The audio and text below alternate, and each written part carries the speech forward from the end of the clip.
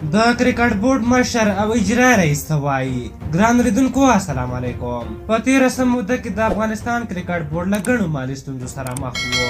د مالي ملاتړ نشتون یا کمزوری مالي ملاتړ د دې لامل شوی و چې افغان کرکټ بورډ له مالي پلوه کمزوری کړي. خو اوس د افغانستان کرکټ بورډ نوی عمومي رئیس فرهان یوسفزی غواړي چې کرکټ بورډ له مالي پلوه په پښو ودروي. هغه له ټولو مالي ملاتړ کوونکو څخه غواړي تر څو له کرکټ بورډ سره یو ځای د کرکټ د لا پیاوړتیا لپاره کار وکړي. یوسفزي ویلي چې پر بنسټیزو چارو او زیربناو به ډېر تمرکز وکړي او لوبغاړو ته به له تخنیکي پلوه نورې اسانتیاوې هم رامنځته کړي. د کرکټ بورډ نوي رئیس زیاته کړې چې کله هم ملي لوبغاړي له کرکټ سره مخه کوي نو له دوی څخه به تخنیکي برخه کې کار اخیستل کیږي.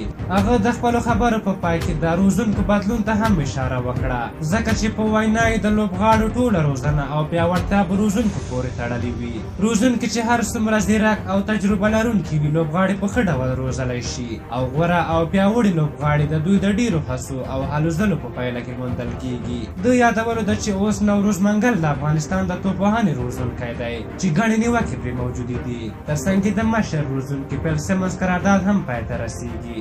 دغه راز د افغانستان د کرکټ بورډ ادارې اجرا مشر ښاغلي لطف الله ستانکزي هم له دولت سره په ګډه همکارۍ د بنسټیزو تاسیساتو جوړولو تر څنګ د ټیټې کچې کرکټ ته اشاره وکړه چې په وینا یې د افغانستان د ټیټې کچې کرکټ په ډګر کې ډېر با استعداد او ځوان لوبغاړي لري چې باید له وړتیا او انرژۍ نه یې ګټه واخیستل شي او دغه لړۍ به پیاوړې کوي.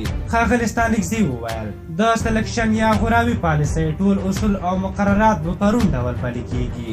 له خلکو سره به په خپل وخت ټول معلومات شریکوو. خو یو څه ویره موجوده ده چې د سلکشن کمیټې نوي مشر انډي مول چې د سلکشن لپاره کوم معیارات ټاکلي چې په هغه کې یو هم یو ټیسټ ده. ځینې لوبغاړي چې ښه فټنس نه لري په دې هڅه کې دي چې یا انډي موز له دندې لرې کړي او یا بله لاره ورته پیدا کړي او هغه کوم معیار چې ټاکل شوي عملي نه شي. په هر حال د یادونې وړ ده چې د کرکټ بورډ عمومي او اجرا رئیس لا د خپلې دندې لومړنۍ میاشت کې دي.